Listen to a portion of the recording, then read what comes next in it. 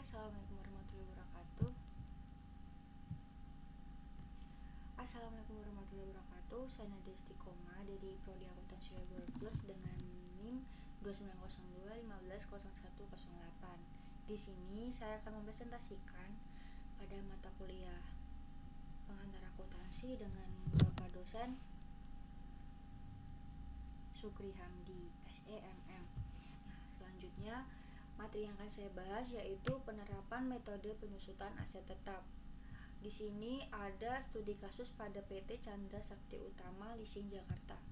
Nah,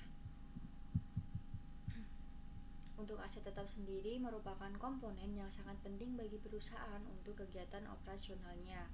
Aset tetap tersebut merupakan salah satu komponen dalam neraca, sehingga ketelitian dalam pengolahan aset tetap sangat berpengaruh terhadap kewajaran penilaiannya dalam laporan keuangan.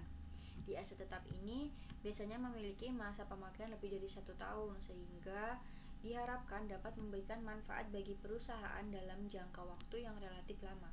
Namun, manfaat yang diberikan aset tetap ini umumnya semakin lama semakin menurun manfaatnya secara terus-menerus dan menyebabkan terjadinya penyusutan atau depresiasi.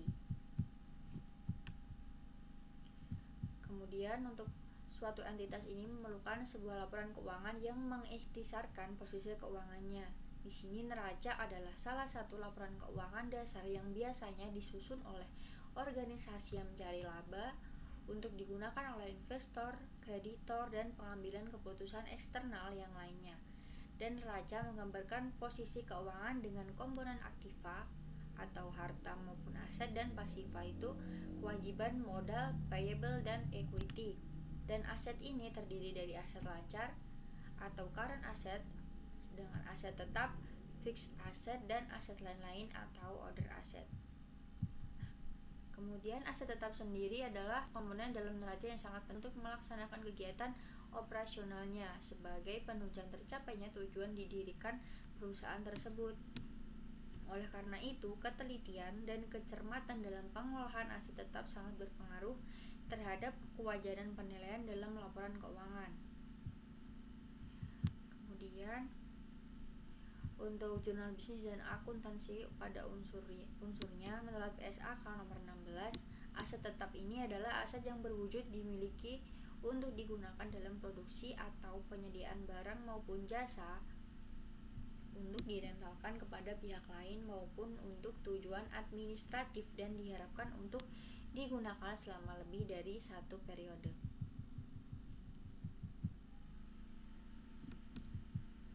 Kemudian untuk jurnal-jurnalnya, jurnal bisnis dan akuntansi unsurnya ini ada biaya-biayanya, yaitu biaya persiapan tempat, biaya pengiriman awal, biaya pemasangan, dan biaya konsultan. Untuk penghitungan harga perolehan dari berbagai aset tetap ini ada tanah, kemudian ada bangunan maupun gedung, selanjutnya ada mesin dan alat-alat, ada perabot dan alat-alat kantor, ada kendaraan, dan lain-lainnya. Untuk faktor penyusutan ini ada harga perolehan, ada nilai sisa atau residu.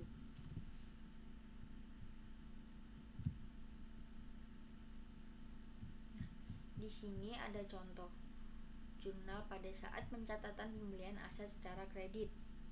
Di sini saat kita mencatat pembelian aset secara kredit, vehicle di debit sedangkan akun payable-nya di kredit.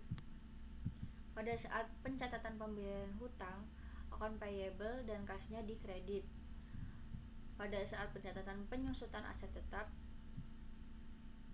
vehicle X.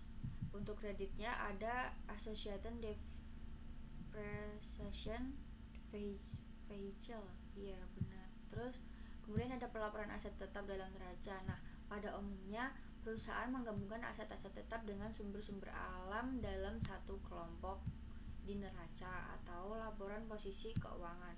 Sedangkan aset tidak berwujud dilaporkan secara terpisah dalam kelompok tersendiri. Kelompok akun pertama yaitu seperti tanah, bangunan, dan peralatan serta akumulasi depresiasi diungkapkan baik dengan di neraca maupun dalam catatan atas laporan keuangan.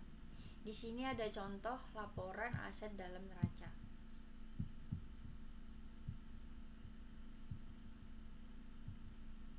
Seperti ini, PT Indah Sejahtera di sini ada neraca pada periode 31 Desember 2012. Aset tetap berwujudnya tanah, bangunan, mesin dan peralatan dijumlahkan, kemudian dikurangi pada akumulasi depresiasi. Dengan hasilnya ketemu aset tetap berwujud atau disebut dengan neto. Kemudian aset tak berwujud, goodwill, ditambah dengan hak merek dan aset tak berwujud lainnya ataupun neto. Dikurang neto ya. Jadi ketemunya aset tak berwujud dikurang neto.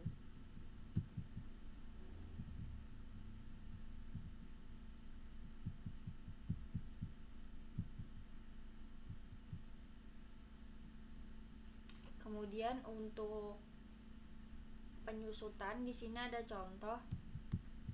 Berikut adalah tabel penyusutan aset tetap mobil Toyota atau Toyota Rush TRD pada PT Chandra Sakti Utama Leasing. Penyusutan Toyota ini harga pokoknya Rp214.450.000, depresiasinya Rp26.806.250. Untuk akumulasi depresiasinya Rp28.806.250.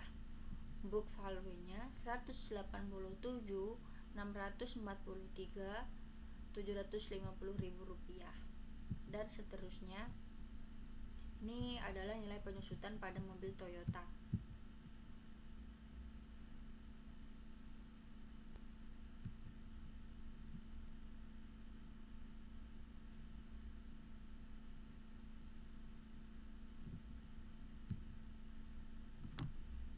Mungkin sekian presentasi dari saya. Saya mengambil jurnal bisnis dan akuntansi Unsurya ini pada program studi akuntansi pada Fakultas Ekonomi di Universitas Dirgantara Marsikal Surya Dharma yang dibuat oleh Kak Setiadi. Cukup sekian presentasi dari saya. Jika ada kesalahan kata saya mohon maaf, dan terima kasih untuk Bapak dosen yang telah mengajarkan ilmu-ilmunya. Wassalamualaikum warahmatullahi wabarakatuh.